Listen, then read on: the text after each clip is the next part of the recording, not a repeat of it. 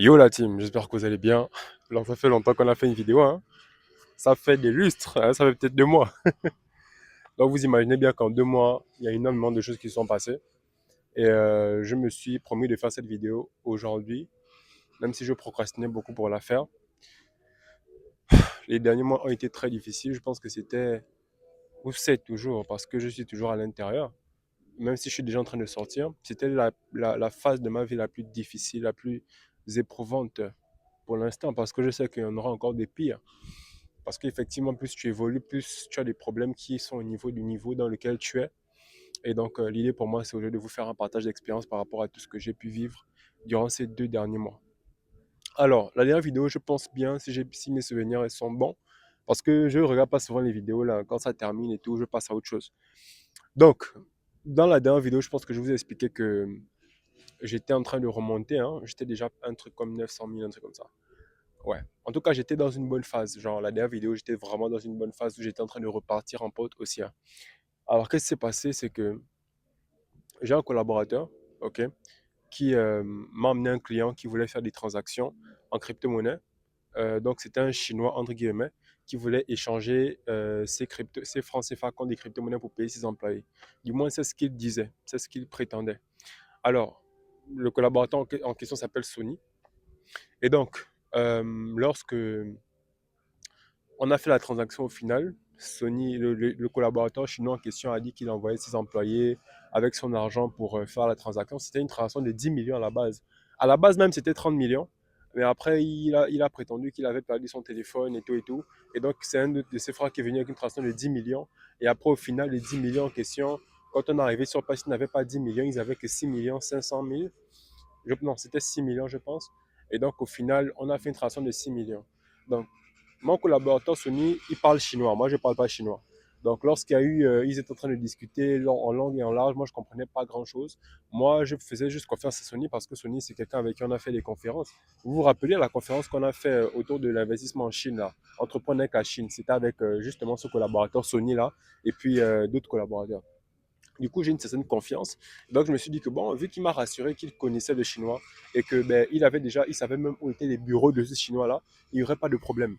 Donc, lorsque sur place, j'envoie les USDT au chinois, parce que le but c'était de faire une transaction USDT. Donc, il me remet le cash et moi, j'envoie les USDT. Je vous mettrai même des vidéos. Tout le cash était déjà devant nous, hein. C'est-à-dire qu'il avait déjà mis le cash, tout était déjà là. Il manquait juste à ce que j'envoie les USDT. Et au moment où j'envoie les USDT, il bloque tout le monde. Et c'est là que les personnes qu'il a prétendument envoyées nous font comprendre que les Chinois et eux ne se connaissent pas et que il leur a demandé de venir récupérer le cash avec nous, ses partenaires, pour que lui, il leur envoie des yuan. Donc, à nous, il nous a dit, je vous envoie mes collaborateurs pour qu'ils vous remettent le cash pour que vous m'envoyez les USDT. Et à eux, il leur a dit, je vous envoie mes collaborateurs, donc nous, pour qu'ils récupèrent mon cash et que moi, je vous envoie des yuan. Tu vois ce que je veux dire? C'était vraiment une entourloupe. Du coup, je me suis retrouvé à avoir perdu 6 millions de francs CFA. Alors, le pire, c'est que je collabore avec un collaborateur avec moi qui s'appelle Barry. OK? Et Barry, en fait, lorsque je veux faire une transaction et que je n'ai pas suffisamment de liquidité, c'est lui qui me fournit la liquidité pour que je gère la transaction. Et ensuite, on se revoit pour faire les comptes. Donc, justement, ce jour-là, Barry m'avait prêté ces 6 millions pour faire la transaction. Du coup, lorsque Barry me prête ces 6 millions, en fait, ce sont ces 6 millions qui partent. Donc, je me retourne vers Sony et je dis que, mais attends, finalement, tu m'avais fait comprendre que tu le connaissais, non? Il me dit, ah, machin, c'est mon nom qui m'a remis son numéro, etc., etc. Et cetera. Et donc, sur le moment, c'est là que je réalise que c'est une arnaque. Qu'en fait, on vient de se faire arnaquer. Et que je viens de me faire arnaquer. Pendant ce temps, Sony, lui, il est en train d'essayer d'appeler ses oncles, etc., etc. Et lorsqu'il rentre dans la pièce où on a fait la transaction, parce qu'on a fait la transaction chez eux, quand ils rentrent dans la pièce, parce que sachez même que parmi eux, quand on est arrivé, ils étaient trois. Ils étaient trois. Il y avait un monsieur, il y avait l'autre monsieur qui comptait l'argent, et puis il y avait la dame qui comptait l'argent. Donc, il y a un parmi eux qui était armé. Et ils ont même fermé la porte à clé lorsqu'on faisait la transaction. J'ai commencé à trouver ça bizarre, mais je me suis dit que non, mais c'est Sony qui m'a amené là. Donc voilà. Les gars, première leçon, peu importe à quel point vous êtes proche de quelqu'un, n'ayez jamais confiance à 100%. La confiance ne doit pas exclure la méfiance. Lorsque quelque chose vous dit que c'est bizarre, même si vous êtes avec votre père ou votre mère, vous devez comprendre que vous devez écouter votre instinct, même si vous avez confiance en l'environnement dans lequel vous êtes en train d'exercer. Plus jamais je vais faire confiance comme ça, en fait. Parce que c'est vraiment une question de confiance. Autrement, j'aurais même jamais fait cette transaction-là. Donc, au final, lorsque Sony rentre dans la salle pour expliquer un peu au gars là le problème, le monsieur qui avait l'arme, il sort l'arme directement et il nous menace quoi, non, suivez-moi, suivez-moi, suivez-moi. Moi, je vois la scène de l'extérieur, donc je rentre dans la salle pour savoir ce qui se passe. Et je vois Sony qui sort et lui, il a l'arme, il dit suivez-moi, sinon je vous tire dessus. Moi, je prends mon sac, on le suit. Ensuite, on monte dans le véhicule parce qu'il avait une Kia Morning jaune. On monte dans le véhicule et une fois qu'on monte dans le véhicule, il nous emmène. Et moi, je me pose la question de savoir que, mais attends, il nous emmène où en fait? C'est qui? Qu'est-ce qui se passe? Je pose la question au monsieur. Donc, non seulement je suis sous le choc du fait que déjà, je me suis fait arnaquer et j'arrive encore au niveau où on m'emmène quelque part où je ne sais même pas. Donc, je tape l'épaule du monsieur. Monsieur, on part où, etc., etc. Il ne répond pas. Donc, qu'est-ce que je fais? Je commence à appeler.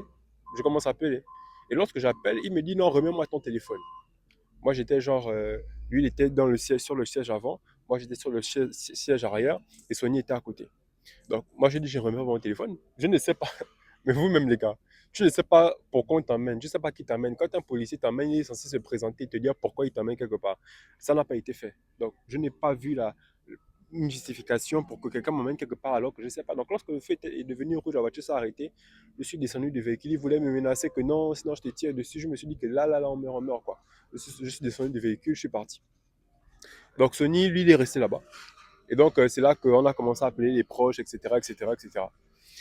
Alors, 15 minutes après environ, Sony est arrivé là où il devait arriver. Les messieurs, à travers le téléphone de Sony, m'ont rappelé. Ils m'ont dit que non, en fait, on voulait juste, vu qu'on est sur une enquête, on voulait juste vérifier que ce n'est pas vous les coupables, etc., etc. On voulait juste vous poser des questions et vous laisser repartir. Bon, moi, j'ai vraiment trouvé ça louche. J'ai demandé au monsieur, euh, c'est quoi votre nom, c'est quoi votre corps? Le monsieur n'a pas répondu. Donc, j'ai déjà commencé à trouver ça bizarre. Et j'étais avec un de mes collaborateurs, Bariou, qui m'a fait comprendre justement que, bon, c'est forcément bizarre. Donc, fais attention et tout et tout. J'ai essayé d'appeler mes autres frères qui sont dans l'armée, etc., etc. Ils m'ont fait comprendre que vraiment, fais attention, etc. Bon, après, au final, on est allé au camp New, qui est aux trois quartiers. Ils nous ont fait comprendre qu'il fallait qu'on aille à la DGSS. Et apparemment, c'était justement à la DGSS que ça se passait, qu'ils étaient. Donc à Saint-Pierre, parce que moi j'avais entendu Saint-Pierre, mais je ne sais pas que c'était la DGSS. Donc au final, avec le père de Sony et puis le frère de Sony, on y est allé le même jour, vers 19h par là, parce que la scène là s'est passée entre 11h et 13h. Hein. La scène où on nous a emmenés, où on comptait l'argent, tout ça, là, c'était entre 11h et 15h. Donc à 19h, on est arrivé là-bas. Et quand on arrive, ils disent que non, vous attendez depuis le matin, vous allez dormir ici. Hein, depuis le matin, moi, depuis l'après-midi, on vous attend, on fait que vous devez venir. Bon, moi, je fais comprendre aux gars que je ne pouvais pas venir comme ça, alors que voilà. Donc, au final, ils nous ont fait compter les affaires, etc., pour qu'on dorme là-bas. Mais après, leur chef a appelé pour dire que non, laissez-les rentrer à la maison. Et on a laissé nos téléphones là-bas le même soir. Donc, lorsqu'on laisse nos téléphones là-bas, la bienséance voudrait que les agents fouillent nos téléphones pour bien se rassurer que ce n'est pas nous les arnaqueurs, ok? Mais qu'est-ce qui se passe? Moi, de mon côté, j'étais en train de me dire qu'on m'a arnaqué 6 millions. Et vu que c'est des agents de la DGSS, parce que je ne savais pas que c'était vraiment des agents, quand le monsieur nous a emmenés, il ne s'est pas présenté. Donc, je me suis dit que bon, vu que c'est vraiment des agents, alors, bon, pourquoi pas faire des recherches moi-même de mon côté pour pouvoir leur fournir des éléments pour que potentiellement on puisse retrouver ce Chinois-là. Donc, tout le week-end, moi, je suis resté à chercher des éléments, à contacter les exchanges pour qu'on puisse avoir des informations, etc., pour fournir ça à la DGSS pour qu'ils poursuivent l'enquête. À ma grande surprise, quand j'arrive avec Sony lundi, parce qu'ils nous ont demandé de revenir la semaine d'après, lundi, ils nous ont demandé de revenir le mardi. Quand on revient mardi, on rencontre le chef maintenant en question. Il persiste à dire qu'on est des arnaqueurs. Il persiste à dire que oui, vous êtes des arnaqueurs, etc., etc. Il faut arrêter ça. Vous avez vu le groupe machin, il y a d'autres moyens de gagner de l'argent. Moi, je suis seulement là en mode, attends.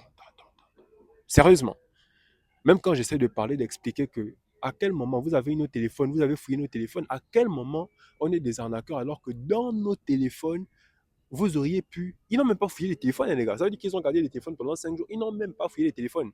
Quand nos téléphones étaient bien déchargés. Hein, mon téléphone était très déchargé. Donc, quand on est revenu reprendre ça, c'était toujours déchargé. Donc, les gars n'ont même pas pris le temps de fouiller. Et le pire, c'est qu'ils persistent à nous attraper, à nous traiter d'arnaqueurs. Ils m'ont même menacé de me, de me traduire en justice pour blanchiment d'argent, les gars. En fait, c'était en gros du trafic d'influence. C'était en gros du trafic d'influence. Donc, imaginez-vous un peu à ma place à ce moment-là. Non, imaginez-vous un peu à ma place à ce moment-là. Imaginez-vous. Moi, j'étais là, Sony était là, moi, j'étais là, le père de Sony était là. Imaginez-vous un peu à ma place. J'étais choqué, en fait. Non seulement je viens de me faire arnaquer, mais même les enquêteurs, les agents, entre guillemets, qui sont censés faire des recherches, etc., persistent à croire même qu'ils sont de mèche avec l'arnaqueur, à croire qu'ils sont de mèche avec le Chinois, parce que c'est comme s'ils faisaient tout pour étouffer l'affaire. Aucun d'entre eux ne s'est présenté, aucun d'entre eux ne donnait son nom, etc. On savait juste que c'était à la DGSS. La justice, la justice, il n'y a pas vraiment de justice, vraiment. Quand on vit ce genre de choses, on a du mal à croire en la justice dans ce pays, quoi, au Gabon. Mais bon, j'ai gardé mon sang-froid. Et là, maintenant, j'étais plutôt en train de réfléchir à comment je vais rembourser mon frère Barry. Parce que Barry, c'est mon frère.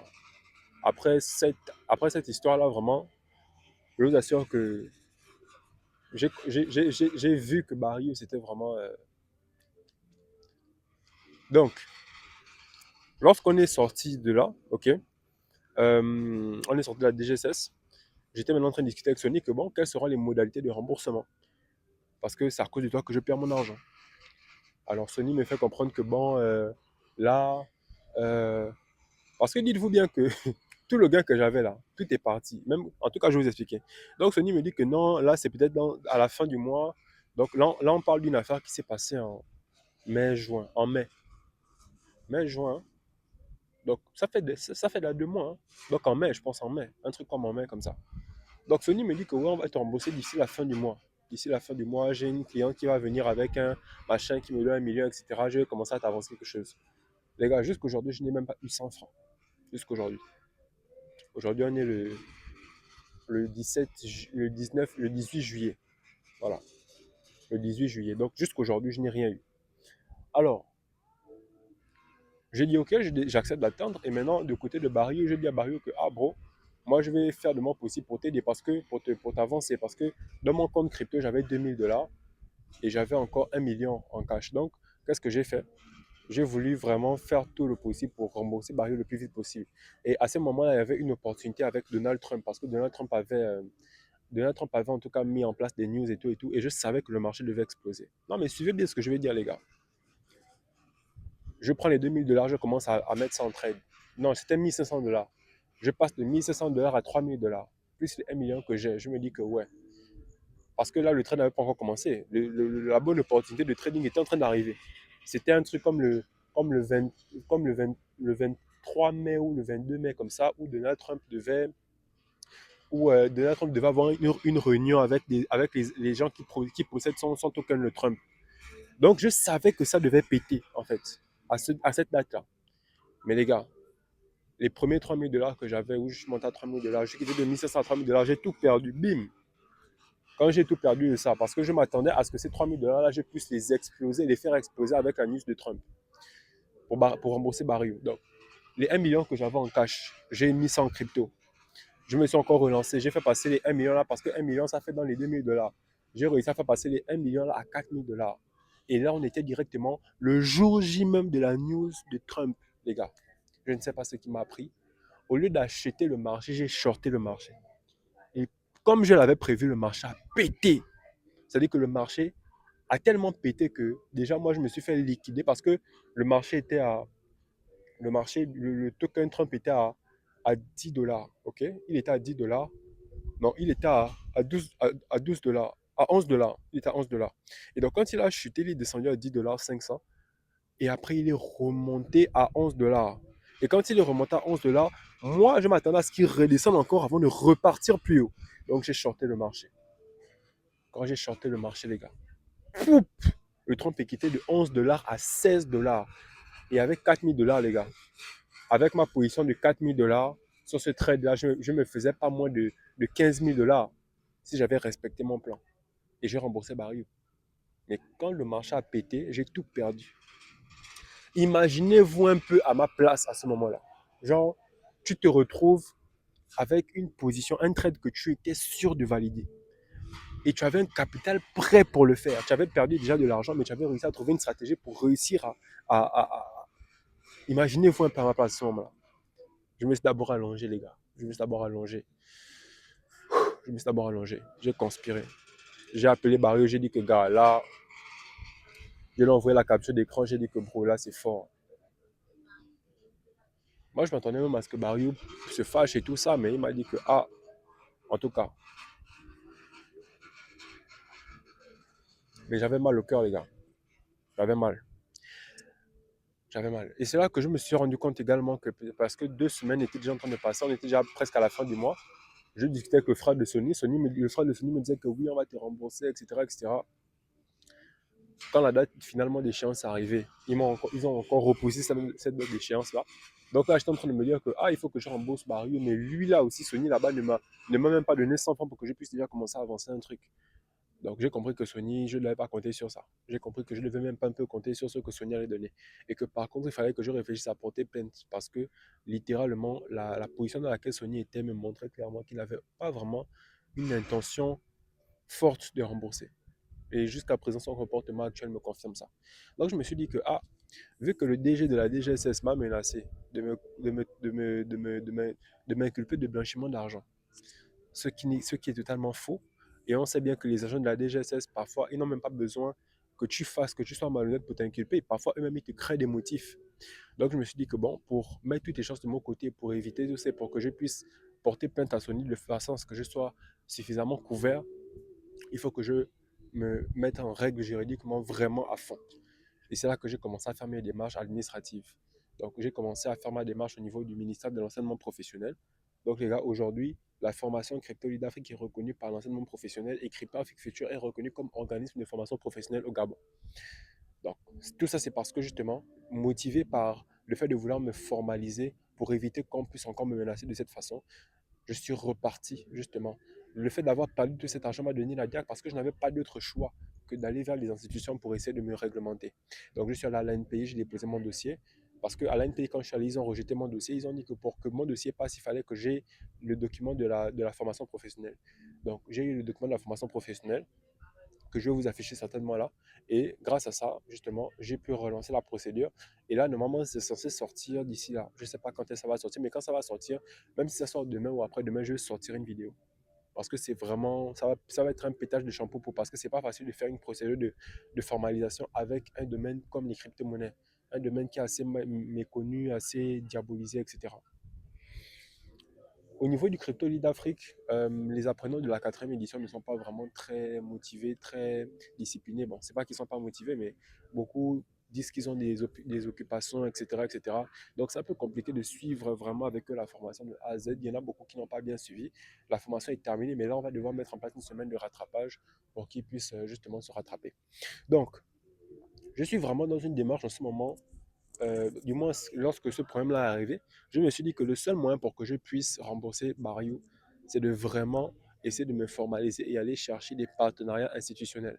C'est le seul moyen. C'est le seul moyen. Parce que si j'arrive à me crédibiliser et avoir des partenariats institutionnels, je vais pouvoir, à travers les institutions, générer du gros cash flow. Et c'est ce gros cash flow-là qui va me permettre de pouvoir rembourser. Parce que là, j'étais à zéro. J'étais à zéro. Là où je vous parle, là, quand je suis allé faire les procédures, les démarches et tout ça, j'étais Ngembe. Je vous le dis, j'avais rien dans mes poches. Tout ce que j'avais, comme je vous expliquais, j'ai tout perdu. Donc, imaginez un peu la résilience qu'il a fallu. Imaginez un peu lorsque tu te retrouves dans une situation comme ça, comment ça peut te casser le moral de te sentir impuissant face à une situation et dépassé par les événements. Mais malgré ça, j'avais toujours cette voix intérieure qui me disait que tout ce qui se passe là, c'est pas pour rien, c'est pour un but précis. Donc, c'est vrai que c'était chaud, mais j'ai gardé en tête, on va dire, la vision principale. Et je me suis dit, c'est vrai que c'est difficile ce qui arrive, mais ce n'est pas pour rien, c'est pour la bonne cause. Donc j'ai continué à faire les procédures. Qu'est-ce que j'ai fait? J'ai j'ai été obligé de me séparer de Farah parce qu'il y avait un événement qui avait été organisé par le ministère de l'économie numérique. et elle est venue en retard parce que normalement c'est elle qui devait m'accompagner pour prendre des photos, des images. Elle n'est pas venue.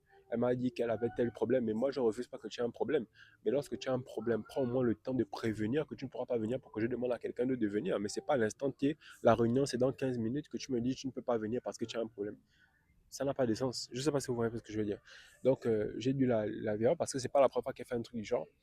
Et puis ça m'arrangeait aussi parce que je devais déjà le faire de toute façon parce que je ne pouvais pas tenir au niveau de ça, de son salaire. Même au niveau du loyer, le loyer heureusement est géré par un locataire de la maison là-bas. Et donc du coup, j'étais vraiment broke. Les apprenants ne se formaient pas, il n'y avait pas d'argent qui rentrait. C'était assez chaud. C'est assez chaud. Donc je suis allé assister au ministère, à la conférence du ministre de l'économie numérique euh, parce il avait été élu il n'y avait pas longtemps hein, à ce moment-là. Donc, quand je suis allé assister, j'ai un peu écouté les gens de l'écosystème et tout et tout. J'ai même vu Stanislas Zézé. Et puis, j'ai rencontré Stéphane Zeng, qui est le directeur du Centre Gabonais de l'innovation, ce qui m'a d'ailleurs donné l'idée de partir là-bas. Euh, j'ai rencontré euh, Jordan, je ne sais plus comment il s'appelle, j'ai rencontré Venizia Seco, etc. J'ai rencontré pas mal de personnes. J'ai rencontré aussi une collaboratrice là qui fait dans le marketing digital. Et donc, à travers tout ça, j'ai essayé de mettre en place des petits ponts de collaboration pour que je puisse un peu me déployer. Ok. Et donc, au niveau de l'économie numérique, j'allais déposer un dossier, bon, pas un dossier, une lettre pour potentiellement proposer mes services à l'économie numérique, aussi bien au niveau des formations crypto, parce que c'est un domaine qui n'est pas connu, parce qu'il parle beaucoup plus d'intelligence artificielle, mais il ne parle pas de crypto et de blockchain, alors que c'est des domaines qui sont en train de prendre de l'ampleur. Donc, déjà, comment j'ai fait pour survivre hein, malgré ça? C'est parce que je fais dans la vente des crypto-monnaies. Donc, j'ai des transactions que je fais régulièrement qui me permettent de gagner un 10 000, un 5 000, un 20 000, un 30 000. Parfois, j'ai des transactions qui peuvent même me faire gagner 100 000. Voilà, c'est donc avec ces petites transactions-là que j'ai pu tenir pendant tout ce temps. Et donc, du coup, lorsque je suis allé déposer la lettre, par, euh, j'ai été rappelé récemment par le conseiller du ministre de l'économie numérique. On a pu discuter. Il m'a dit que, OK, il va me rappeler pour une potentielle audience avec le ministre. Voilà, donc ça s'est passé récemment. Ensuite, je vais vous dire une petite anecdote. Le conseiller en question, le conseiller technique en question, c'est le frère d'un de mes anciens élèves en Flutter Flow, en développement web. Vous rappelez que j'avais un élève avec qui je faisais cours de Flutter Flow et tout. Voilà, et c'est son frère directement qui était conseiller. Voilà, donc le monde est petit, vraiment petit. Voilà. Donc, ensuite, je suis allé déposer des dossiers au niveau du Centre Gabonais de l'innovation. Bon, j'ai même pas déposé de dossier, je suis passé là-bas et je me suis entretenu avec des gens de là-bas. Et donc, en m'entretenant avec des gens de là-bas, ils m'ont fait comprendre qu'il fallait qu'on se voit avec l'équipe. Parce que déjà, la personne avec qui je me suis entretenu là-bas avait apprécié le projet et l'idée. Donc, il fallait qu'on se voit avec l'équipe maintenant pour qu'on puisse essayer de mettre en place quelque chose de plus concret. Donc, ils m'ont rappelé il n'y a même pas 2 semaines ou 3 semaines. Et qu'est-ce que je raconte? Ils m'ont appelé la semaine passée. La semaine passée. Et ils m'ont fait comprendre que oui, c'était intéressant et qu'on pouvait collaborer. Et donc, comme premier axe de collaboration, on va commencer par justement faire une conférence, une masterclass qui va être organisée le 23 août pour déjà sensibiliser les gens autour de la blockchain et tout ça. Mais sauf que là, je donne une thématique précise. Euh, Comment faire des transferts d'argent, ok, sans frais à travers les crypto-monnaies. Donc, ce sera la thématique et ce sera sponsorisé par le Centre Gabonais de l'innovation. Ensuite, autre partenariat que j'ai cherché à avoir, c'était des partenariats pour justement euh, avoir un exchange avec qui je collabore de façon officielle. Donc, finalement, EasyChange a accepté. L'exchange EasyChange a accepté de collaborer. Donc, euh, c'est à peine hier hein, que EasyChange a accepté. Donc, du coup, là, maintenant, dans nos formations, on mettra en avant EasyChange. On utilisera EasyChange comme plateforme de référence. Et d'ailleurs, en général, c'est EasyChange que j'utilise pour faire mes transactions. Donc, c'est carrément une aubaine, une bonne chose que ce soit validé. Maintenant, la COSUMAF, je suis passé là-bas déposer une lettre également. Vous voyez que j'ai beaucoup bougé dans les organismes là. Parce que j'ai remarqué un truc, c'est que lorsque je vais vers des organismes gabonais, ça traîne, ça, c'est un peu compliqué. Mais lorsque je vais vers des organismes internationaux, ils n'ont pas de mal à reconnaître mon potentiel et donc à me prendre vraiment, à me mettre en haut, quoi, s'il faut dire comme ça. Donc lorsque je suis allé justement au niveau du centre culturel français déjà, le monsieur qui est là-bas, qui est chargé, qui est responsable de la culture numérique, parce que j'ai entendu parler de ça dans la radio. Le monsieur m'a fait comprendre que oui, il n'y a pas de souci et tout, viens, on va collaborer. Euh, Envoie-moi juste ton CV, tes documents, etc. pour que je puisse voir un peu. J'ai même refait mon CV, j'ai refait tous ces documents-là. Voilà, donc il m'a fait comprendre qu'il va me faire signe lorsque le centre culturel français va relancer les activités en septembre, je pense. Ensuite, à la Cosima, je suis repassé là-bas parce que je pense que j'étais passé là-bas il y a 3 ans. Il m'avait dit qu'il fallait qu'ils changent de DG, etc., etc. Ils ont changé de DG. Donc là, maintenant, ils ont organisé une rencontre avec les acteurs de l'écosystème crypto de l'Afrique centrale parce qu'eux, ils gèrent la zone CEMAC. Et l'idée pour eux, justement, c'est de discuter avec ces acteurs-là pour essayer de mettre en place une réglementation beaucoup plus adaptée à la réalité du marché. Donc, c'est ce qu'on va faire. Ils m'ont invité, justement, ils ont invité Crypto Future.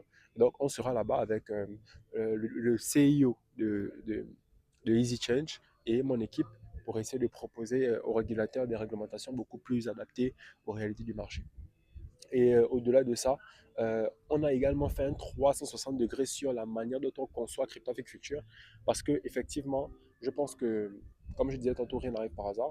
On a commencé à cibler beaucoup de communication. Ah oui, j'ai oublié de raconter une anecdote. J'étais au bureau, ok, et il y a des étudiants comment on appelle ça, de Paris supérieur, le collège de Paris supérieur qui sont venus. Et donc, ils sont venus faire une visite estudiantine dans les entreprises, etc. Ils sont venus là où mon bureau est situé, à Consulting Expo. Donc, quand ils sont arrivés là-bas et tout, ils m'ont croisé là-bas et tout. Donc, j'ai un peu expliqué c'était quoi la crypto-monnaie, etc. Ils ont tellement apprécié, les responsables ont tellement apprécié qu'ils m'ont invité à un événement dans leur école. Donc, on a aussi fait un événement là-bas.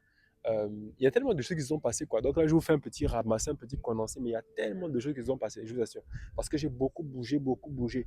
En fait, je me suis rendu compte que quand tu es vraiment dos au mur et que tu sens que tu n'as pas de choix, il faut.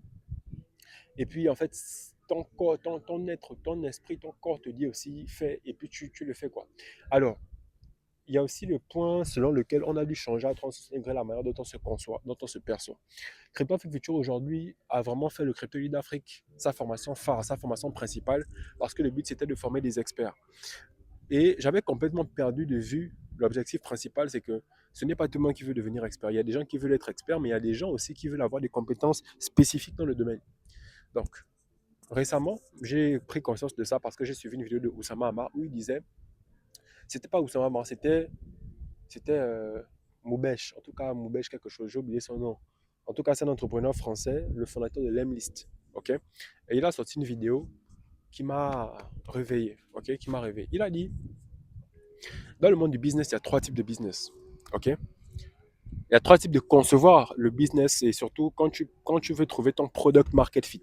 Parce que le product market fit, c'est lorsque tu as trouvé un produit, ok, qui fit avec le marché. Ce qui signifie que directement, lorsque tu mets ton produit sur le marché, les gens ont besoin de ce produit, donc ils achètent. C'est ce type de business-là, en fait, vraiment qui est rentable et qui permet de faire de l'argent. Et là, il y a 3 méthodes pour trouver un product market fit. Déjà, c'est de réfléchir avec la logique problème-solution. Et il faut que tu puisses trouver une solution qui vient être innovante par rapport à ce qui se fait déjà. Donc, tu viens sur le marché avec une solution qui n'existait pas encore pour résoudre un problème qui existait déjà. Potentiellement, à ce niveau-là, si ta solution est plus efficace, les gens vont être plus amenés à utiliser ta solution. Deuxièmement, tu anticipes potentiellement un problème à venir. Par exemple, on va interdire les sachets plastiques pour conserver les jus. Donc, toi, qu'est-ce que tu décides de faire? Tu lances maintenant un projet qui va permettre de faire de la conservation sans plastique avant tes concurrents. Ce qui fait en sorte que lorsque la loi va tomber, automatiquement, toutes les entreprises vont se retourner vers toi pour être en règle. Et là, forcément, tu te fais de l'argent massivement. Et troisième méthode, c'est de résoudre un problème qui est extrêmement complexe à résoudre. Je prends l'exemple avec aujourd'hui Internet. C'est pas évident d'avoir Internet au village. Mais avec un truc comme Starlink que Elon Musk a lancé, ben c'est possible justement de pouvoir lancer, avoir Internet partout parce qu'il a mis des satellites, etc. Donc lorsque tu arrives à résoudre des problèmes extrêmement difficiles à résoudre, ben, aussi facilement tu te fais de l'argent. Donc il y a ces 3 méthodes-là. Soit tu lances un produit, tu le résous, tu lances une solution, tu résous mieux la solution que tes concurrents, soit tu anticipes un problème à venir, soit tu résous un problème très difficile et là tu as ton fit. Donc, moi, j'ai réfléchi comme ça, et puis à travers ça, j'ai trouvé une solution, j'ai trouvé l'idée justement de mettre en place des cas pratiques de formation pour apprendre aux gens comment faire des transactions sans payer de frais exorbitants à travers les crypto-monnaies. J'ai d'ailleurs un client qui est venu hier, c'était une petite famille, ils sont venus faire une transaction de 1 200 000 et pour recevoir 1 200 000 des États-Unis jusqu'au Gabon, ils ont payé 13 000 francs, un truc comme ça, de frais de transaction. Alors que s'ils étaient passés par Western, ils auraient payé 100 et quelques mille, 120 000 et quelques. Donc, lorsqu'ils ont vu ça, ils ont compris justement qu'il y avait une grosse opportunité et que maintenant, ils passeront par nous pour faire la transaction. Et donc, au lieu de me limiter à là, parce que en vérité, si je ne pouvais pas mettre ça en place depuis, c'est parce que j'avais pas encore, il n'y avait pas encore d'exchange. Il y a beaucoup de trucs qu'il n'y avait pas avant, qui y a maintenant, qui me permettent de pouvoir mettre ça en place. Donc, il y a aussi cette réalité-là qui fait que j'aurais pu faire ça avant, mais il n'y avait pas vraiment de possibilité aussi, en réalité. Donc, ce produit-là, je suis sûr que quand je vais commencer à communiquer dessus, ça va péter. Donc, pour ça, je suis sûr que ça va péter. Donc, j'ai mis l'entrée à 35 000 francs entrée standard et 50 000 francs entrée VIP. Et ça aura lieu le 23 août. Donc, si tu suis la vidéo jusqu'à ce niveau-là et que tu veux participer, viens participer. Ce sera très intéressant en tout cas. Et donc, je pense qu'à travers ça, on aura quand même pas mal de résultats. On a quand même pas mal de gens qui commencent à manifester de l'intérêt pour le crypto lead Afrique parce qu'il y a deux offres, offre essentielle et offre premium qu'on a mis en place. L'offre essentielle, c'est à 45 000 francs par mois sur 3 mois et l'offre premium, c'est à 160 000 francs CFA par mois sur 3 mois. Donc, on a des élèves qui prennent l'offre premium. Hein. Donc, vous imaginez un peu qu'une seule personne te rapporte 160 000, ça te permet quand même d'oublier un peu certains problèmes. Donc, là, je n'ai pas encore pu rembourser Barriou et à travers tout ce que j'essaie de mettre en place, je suis sûr que d'ici quelques temps, j'aurai justement réussi à mettre en place tout le cadre nécessaire pour. Donc je dis que j'espère que j'aurai la possibilité de mettre en place tout le cadre nécessaire pour pouvoir générer assez de cash flow pour effectuer mon remboursement comme il se doit. Moi, je fais juste un big up à Barrio parce que franchement, il ne me met pas de pression. Il est conscient que forcément, je suis quelqu'un d'honnête et que à coup sûr, je suis solvable et que ça va se faire. Je pense même pas que je vais rembourser 6 millions. Je pense que je vais rembourser beaucoup plus parce que moi, ça reste dans mon cœur. Bref, donc les gars, voici un peu pourquoi j'étais un peu silencieux. C'était pas facile. Bon, du moins, c'est pas facile parce que je suis pas encore sorti. Je pense que je suis en train déjà de sortir. Pourquoi je pense que je suis déjà en train de sortir? Parce que je vais mettre en place la conférence qui arrive bientôt là. Je vais avoir une nouvelle façon de communiquer, bien sûr, parce que forcément, déjà pour communiquer, il faut que j'ai euh, une meilleure, euh, une meilleure approche pour que les gens aient envie de venir. J'ai augmenté aussi la qualité du contenu. Euh, Au niveau du CGI aussi, ils ont une belle salle de podcast là-bas, bien professionnelle et tout et tout. On va aussi l'exploiter euh, dans le cadre du partenariat. Donc, il y a des formations qui vont venir à travers le ministère de l'enseignement professionnel, à travers le ministère de l'économie. Peut-être même que je vais être pris par la COSUMAF pour les accompagner sur tout ce qui est réglementation crypto parce que la COSUMAF a beaucoup de travail encore. Ils ont beaucoup de travail. La réglementation actuelle n'est vraiment pas adaptée aux réalités du marché. Donc, il faut juste qu'ils prennent conscience de ça parce que ils n'ont pas certaines connaissances que moi je pourrais leur apporter. Donc, si j'arrive à avoir un contrat avec la COSUMAF, ça pourrait être extrêmement intéressant. Donc, il y a beaucoup de portes qui commencent à s'ouvrir parce que je suis allé défoncer ces portes-là. Et je vous dis, les gars, dans la vie, il faut aller défoncer les portes. Ne restez pas sur place. Allez-y vers les opportunités parce qu'aucune opportunité ne viendra vous retrouver si vous êtes assis sur votre canapé. Les opportunités se trouvent lorsqu'on va les chercher. Les opportunités se trouvent lorsque l'on a la volonté et la détermination pour les attirer. Donc, les gars, soyez la meilleure version de vous chaque jour. Ces vidéos-là, si je fais tout ça, si j'en parle, etc., c'est pour que demain, vous puissiez vous en inspirer pour comprendre que c'est jamais facile pour personne. Vous voyez un peu que j'étais déjà dans une pente ascendante. Hein. En réalité, j'étais déjà à 1,5 million, 2 millions, alors que je sortais de zéro et j'étais remonté à 1,5 million, 2 millions. Je suis encore redescendu. Mais pourquoi je suis redescendu? Parce que ça aurait été mauvais que je continue de gagner autant d'argent et avoir autant de visibilité, autant d'impact sans être réglementé, sans avoir tout ce que je mets en place là. Ça devait être comme une bulle. Donc, heureusement que j'ai eu ça. C'est un bien pour un mal parce que ça me permet aujourd'hui d'avoir une plus grande crédibilité et avec tous les documents que je suis en train de mettre en place, c'est beaucoup plus intéressant et beaucoup plus pertinent pour l'évolution en fait. Le résultat actuel, donc le fait que dans les poches, il n'y a rien, ce n'est pas ce qui compte. Ce qui compte, c'est ce qui est là et ce que tu es en train de mettre comme écosystème autour de toi. C'est ça la valeur de ce que tu fais. Et cette valeur, ce n'est qu'une question de temps pour qu'elle se traduise en finance. Donc les gars, croyez toujours en vous, peu importe la situation, même si vous êtes au plus bas que terre, je sais de quoi je vous parle, croyez toujours en vous. Écoutez cette voix qui vous parle dans le cœur, parce que cette voix qui vous parle là, elle ne vous parle pas anodinement, elle ne vous parle pas au hasard. Donc, c'était tout pour aujourd'hui. Les prochaines vidéos, j'espère que je pourrai vous annoncer de plus bonnes nouvelles que ceux que j'ai expliqués là. On voulait peut-être bien poursuivre les agents là, mais bon, ça sert à rien dans ce pays. Sony, bon, je termine d'abord de faire toutes les paperasses que je fais là. Et une fois que j'ai terminé mes paperasses, je le poursuivrai certainement. Parce que là, il répond même plus à mes messages. C'est quand même assez dommage. Mais bon, c'est la vie. Voilà. Moi, ce que je suis en train de faire, c'est de me concentrer à rembourser mon frère. Et puis, voilà. Donc, les gars, on se donne les prochaines vidéos. C'était le Big Harley. Croyez en vous. Croyez en vos rêves. Ils connaissent le chemin, comme on dit. Peace.